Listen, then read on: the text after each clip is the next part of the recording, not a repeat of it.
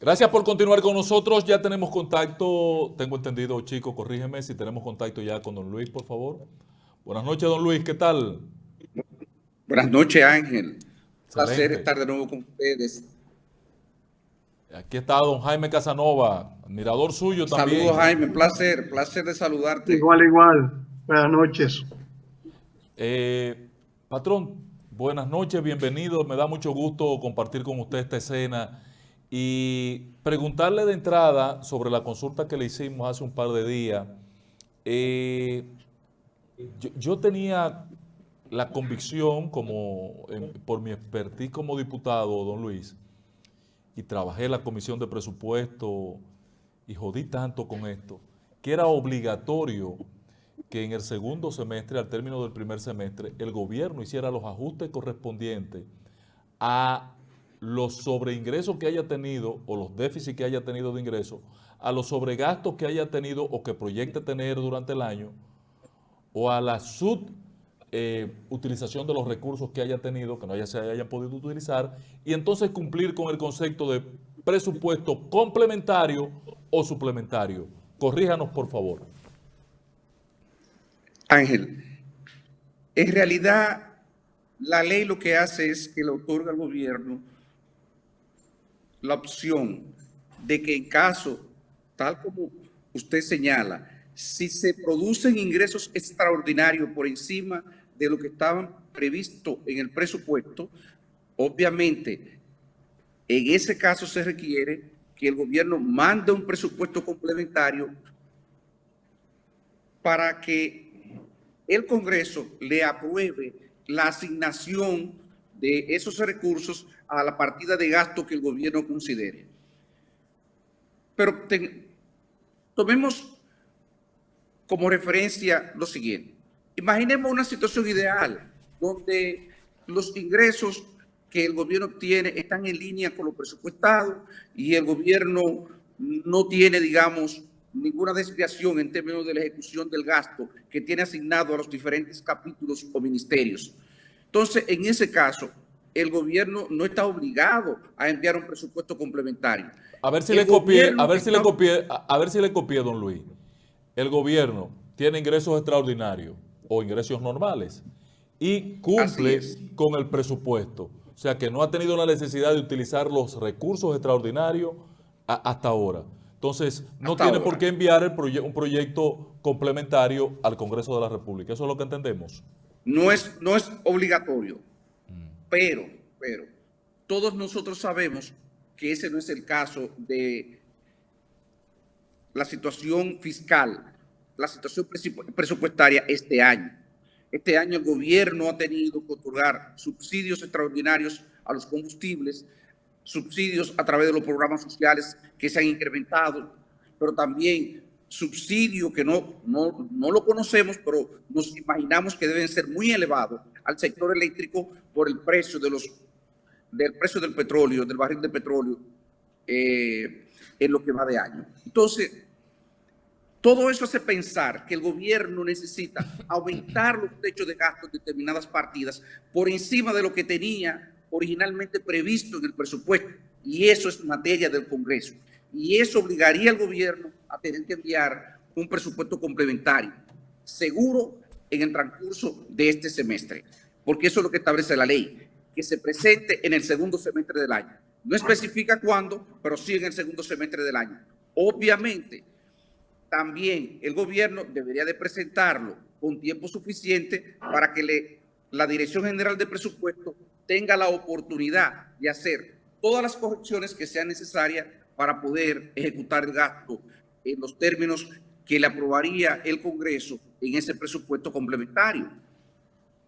Pero entonces yo estoy entendiendo, don Luis, que los gobiernos, y creo que esa no era la mecánica o el espíritu del legislador, al aprobar la ley orgánica de presupuesto, no la ley de presupuesto para un año, sino la ley de presupuesto, la que organiza, estructura al presupuesto mismo, orienta al presupuesto. Esta ley tenía como propósito evitar que los gobiernos gastaran sin previa autorización de los congresos. Corríjame. Sí, y de hecho, déjame decirte que se mide internacionalmente las desviaciones en términos de lo que es una buena práctica presupuestaria. Correcto. Uno no debería de tener desviaciones de más de 5% respecto a las estimaciones. Son estimaciones, recuérdate, presupuesto, no es más que estimar partida de gasto. Correcto. Y obviamente ha habido mucha volatilidad por la pandemia, después de la pandemia la crisis económica. Todas estas cosas han generado mucha volatilidad y pueden haber otros factores que uno no sacar, pero podría haber incluso situaciones de imprecisiones que se dan en determinados ministerios haciendo sus proyecciones y ese tipo de cosas que siempre están presentes en un gobierno nuevo. Entonces, en una administración nueva, incluso en administraciones como la pasada, la del presidente Danilo Medina, todavía 5 o 6 años después, porque se dan rotaciones, los cambios en las instituciones y nos encontramos con situaciones en las que se hacen estimaciones que tienen fallas. Y eso eventualmente hay que corregirlo enviando un proyecto de ley al Congreso para que el Congreso autorice esas modificaciones en términos de apropiaciones presupuestarias, en términos de crédito presupuestario, para que la gente nos entienda. El crédito que se le aprueba a una institución, digamos, por 200 millones, pero que ella se equivocó porque por concepto de nómina realmente, desde enero ella tenía 20 millones más de lo que tenía previsto, digamos, de lo que tenía en enero, a fin de año iba a tener 20 millones más y eso, de alguna manera, el Congreso tiene que autorizarle a la Dirección General de Presupuesto que le aumente el tope de gasto en esa partida para que esa institución pueda pagar la nómina. Estoy poniendo un ejemplo sencillo para que la gente pueda entender lo que ocurre en situaciones como la que estamos viviendo hoy día, donde tenemos una volatilidad enorme en los precios internacionales del petróleo. Yo me imagino que el desafío de la Dirección General de Presupuesto y del Ministerio de Hacienda, donde tiene también el problema de los aumentos de los precios internacionales, de las tasas de interés, por un lado, con los vencimientos, yo no sé cuánto ha colocado el Ministerio de Hacienda del total de lo que tenía previsto en su plan financiero, pero eso puede aumentarle el pago de los intereses y podría requerir que el Congreso también le aumente el techo de gasto que tenía para el pago de los intereses de la deuda. Si cuando revise la proyección ve que los intereses le han subido de manera considerable debido a la situación que se está produciendo internamente y también a nivel internacional. Entonces, solamente esas dos partidas, lo que tiene que ver con los derivados del petróleo y el tema, por ejemplo, de los intereses de la deuda, eso podría dar lugar a modificaciones significativas que no había manera de cómo preverla, porque el tema del aumento de los precios del petróleo, sobre todo, y de algunas materias primas alimenticias, como son los granos, los cereales. Recuérdense la situación de la guerra Rusia-Ucrania, y eso no podía preverse cuando se elaboró el presupuesto a fin de año. Entonces, ya ahí el gobierno, ¿cómo lo va a hacer? Que es la pregunta que uno se hace. ¿Va a necesitar préstamos adicionales? ¿Va a recortar gastos, que posiblemente sea una combinación de ambas cosas?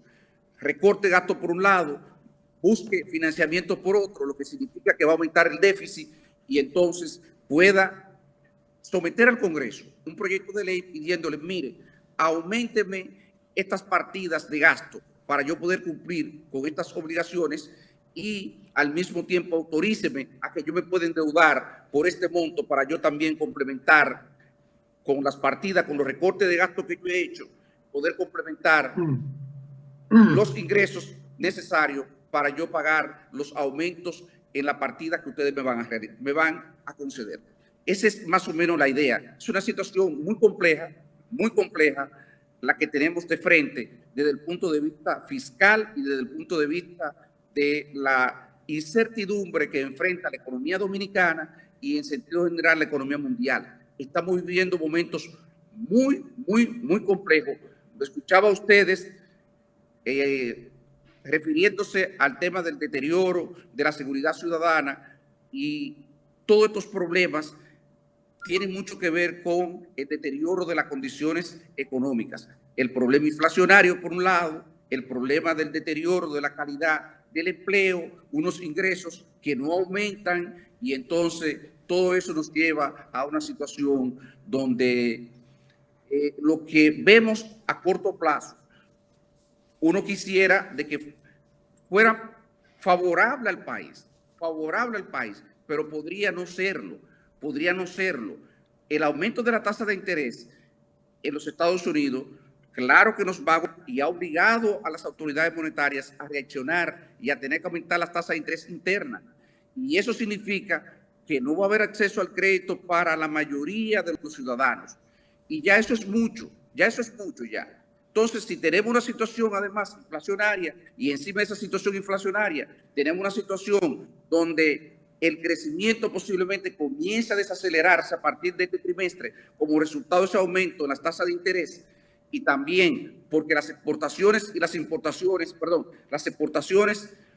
de zona franca y las remesas comienzan a desacelerarse, entonces nosotros podríamos estar entrando en una situación mucho menos favorable desde el punto de vista económico y más propicio para el tema de las actividades delictivas y todas estas cosas que tienen que ver, que afectan la seguridad ciudadana. Exportaciones, perdón, Jaime, exportaciones, don Luis, que no solo se ven afectadas por esa situación de la economía internacional, sino que internamente con la apreciación del peso, la depreciación del dólar que se está viviendo, hoy está a 53, he comenzado a oír un griterío de parte del sector industrial dominicano, exportador.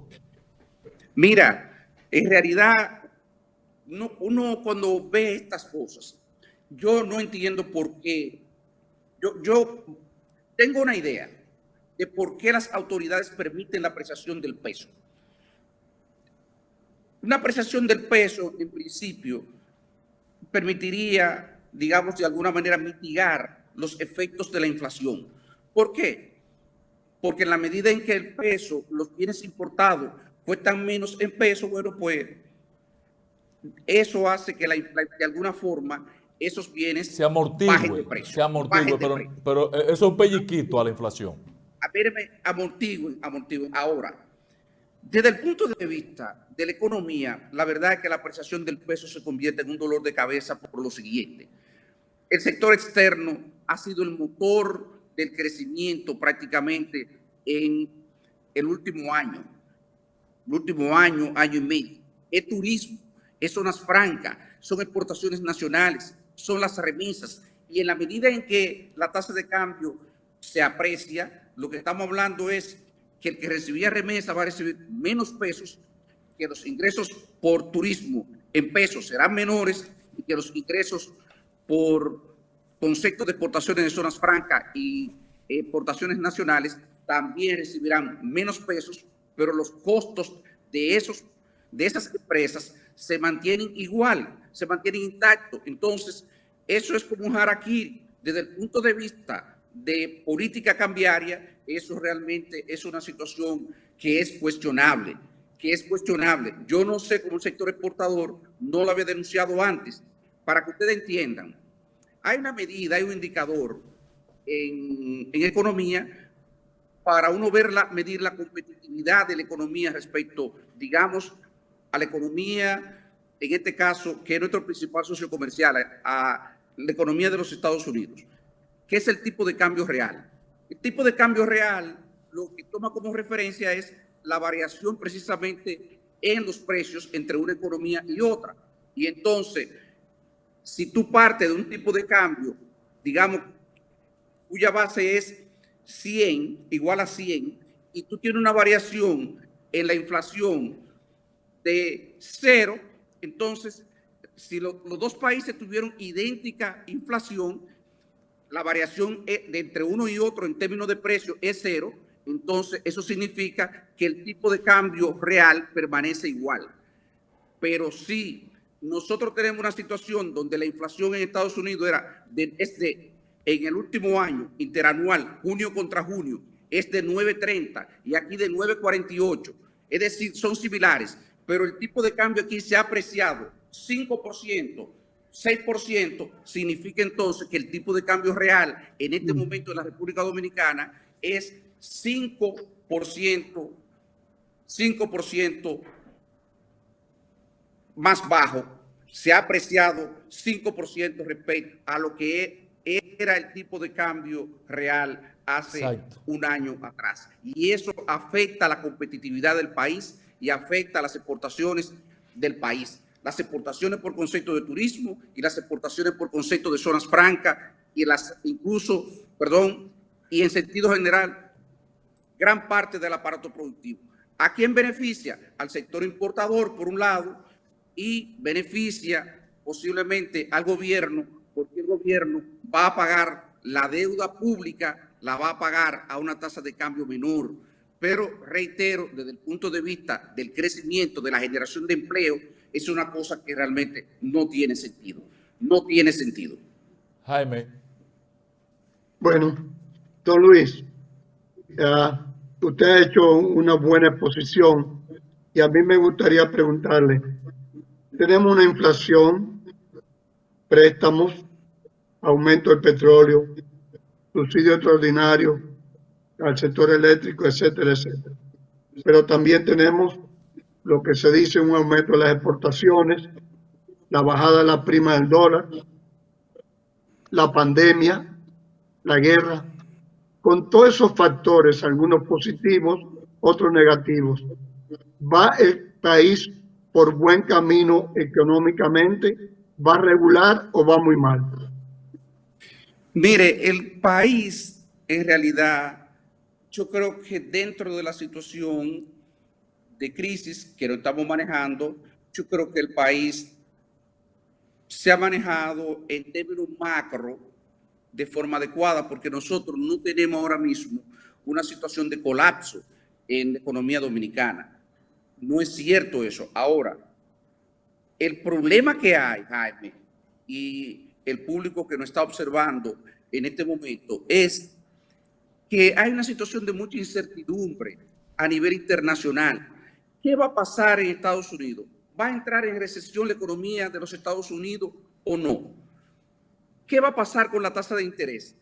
El Banco de la Reserva Federal, el Banco Central de los Estados Unidos, va a aumentar la tasa de interés adicionalmente, como ya había manifestado hace unos meses atrás el presidente de esa entidad.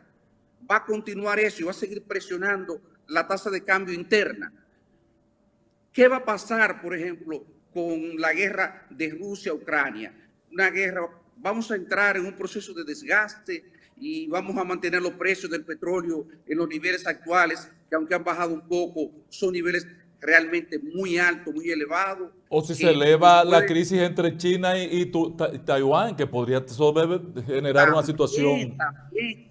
Y además una situación en la economía china donde hay una desaceleración importante. Sí, entonces, con todos estos factores y con unas presiones inflacionarias que dicen los organismos que manejan sobre todo las estadísticas de precios de los commodities internacionales que tienen tanto peso en la canasta familiar, ellos están manifestando que los precios se mantendrán elevados por lo menos el primer trimestre del próximo año. Es decir, que nosotros no tenemos esperanza de que los precios bajen. Por ahora vamos a tener todo este año con precios elevados, erosionando el poder de compra de la población, y eso todos sabemos a lo que conduce. Eso conduce a las situaciones de disgusto, a las situaciones de tensiones sociales, y veremos cómo el gobierno va a manejar la situación en los próximos meses, porque la verdad que en este año la población, la ciudadanía, con el problema inflacionario, la verdad es que la ha sufrido en grande. Entonces, sí, respondiendo a tu pregunta, la situación en términos generales se ha manejado, yo diría que de forma adecuada a nivel macro. Eso no significa que no ha habido deterioro. Lo que estoy hablando, los fundamentos de la economía no son de colapso, no son de colapso, pero sí ha habido un deterioro a nivel de las condiciones de vida de la población, que es evidente, Entonces, ¿qué se espera? Se espera que hay una situación de incertidumbre, que eso podría agravarse, o por lo menos sabemos que la situación actual se va a mantener durante los próximos meses. Y lo que tenemos no es bueno. Don Luis, yo quería preguntarle, no quería dejar pasar esta entrevista sin preguntarle si usted sabía algo de lo que hablaron Luis y Danilo en San Cristóbal, pero prefiero cambiarle la pregunta por otra. El Banco Central ha anunciado que tiene 15,000 millones de pesos disponibles como para comprar, como para vender certificados. Corríjame si eso es lo que se entiende. ¿Es para Sí, vender así es. certificados o para ponerlo a disposición de la gente para Vender buscar certificados. préstamos? El banco ha estado eliminando el exceso de liquidez que ellos entienden que había en la economía. Ajá. Hasta abril, la tasa de crecimiento de los préstamos creció de una manera impresionante. Aquí entró incluso, hubo mucho flujo de capitales extranjeros que entraron y compraron instrumentos de deuda en el país, y el banco de pronto comenzó a eliminar esos excedentes. Hasta recientemente, la última información que estaba manejando, el banco había logrado colocar ya certificados por 160,000 y tantos millones de pesos, y ha esterilizado, ha retirado ese dinero de circulación para contener el aumento de los precios. Ahora, veremos si eso será suficiente para que los precios vuelvan otra vez y comiencen a tener una tendencia a la baja. Porque el problema es que una de las cosas que se discute hoy día, no solamente localmente, sino también en Estados Unidos, es si los aumentos de precios, las presiones inflacionarias, el origen es solamente un origen de tipo monetario, porque no necesariamente la inflación que estamos viviendo es de origen monetario. Exacto. Y que esos esfuerzos pueden ser fallidos. Puede ser que el banco genere una situación en la cual seque la economía, desacelere la economía como consecuencia de eso, porque no haya liquidez suficiente, debido a que los altos precios no permitan que las personas puedan endeudarse ni las empresas, y entonces, aún así, nosotros sigamos teniendo algunas presiones inflacionarias por razones distintas, porque no son de origen monetario. Entonces, eso es una situación compleja, muy compleja, que también se está monitoreando y viendo si realmente, ahorita el patrón hablaba de cuáles eran las causas que estaban explicando el comportamiento violento de la ciudadanía, que si no entendíamos eso, pues claramente no se pueden diseñar políticas efectivas. Pues lo mismo pasa con el tema inflacionario. Si usted no hace un diagnóstico correcto de cuál es el origen de la inflación, por ejemplo, situaciones como esta. Si usted tiene una situación en la cual usted tiene un problema en la cadena de suministro, porque alguna empresa, usted tuvo una decisión, por ejemplo, como ha sido la política en China, que de pronto donde reaparece el virus del COVID, pues ellos por lo menos esos puertos los cierran. Y eso afecta la cadena de suministro porque los insumos provenientes de China no llegan. Y eso produce un descarrilamiento en los planes de producción de las empresas locales. Por supuesto que eso no tiene nada que ver con asunto monetario. Esos productos van a aumentar de precio. Y eso podría seguir ocurriendo en ese caso. Pero también hay situaciones exógenas que usted no controla. Por ejemplo, el tema de los precios del petróleo. Y eso, el petróleo puede seguir alto, puede seguir con esa volatilidad que ha estado exhibiendo en los últimos meses y provocar también presiones inflacionarias. Y eso usted no lo va a controlar con las medidas de recorte monetario que está teniendo, que ha adoptado la autoridad monetaria. Entonces, esos son los temas que hoy día están sobre la mesa, están sobre el tapete. Uno lo ve, lo observa y quisiera que, por el bien del país, estas cosas realmente resultaran de lo mejor posible, pero la verdad es que hay mucha incertidumbre, mucha incertidumbre, y que el curso de eso uno no sabe exactamente cómo puede concluir. Don Luis, gracias. Me gustaría que la próxima vez que nos pongamos en contacto, que usted nos dé un chance de compartir con usted, veamos el tema de la inversión extranjera, de la inversión haitiana disfrazada de inversión extranjera, los cuartos haitianos están aquí al pecho. Han comprado empresas, industria, están comprando bancos, también están comprando certificados del Banco Central, usted sabe.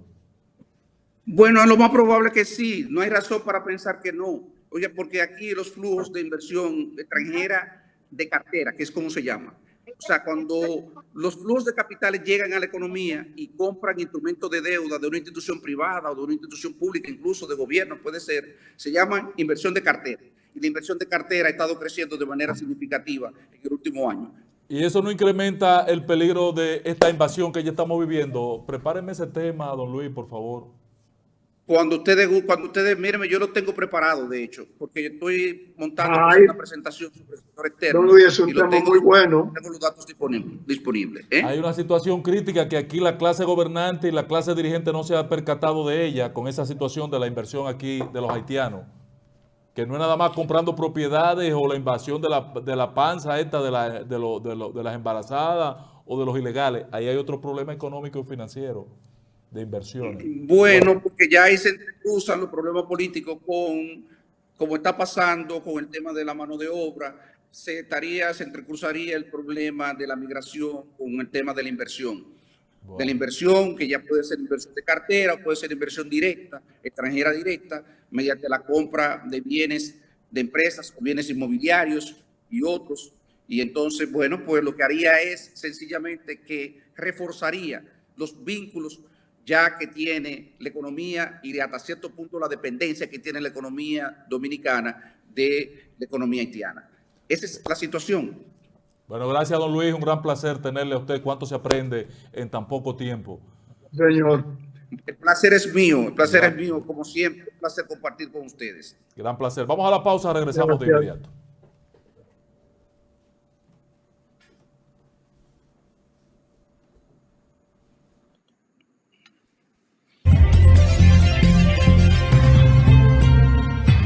Comunícate con nosotros y síguenos a través de nuestras redes sociales, @mediospanorama en Instagram, Facebook, Twitter y YouTube.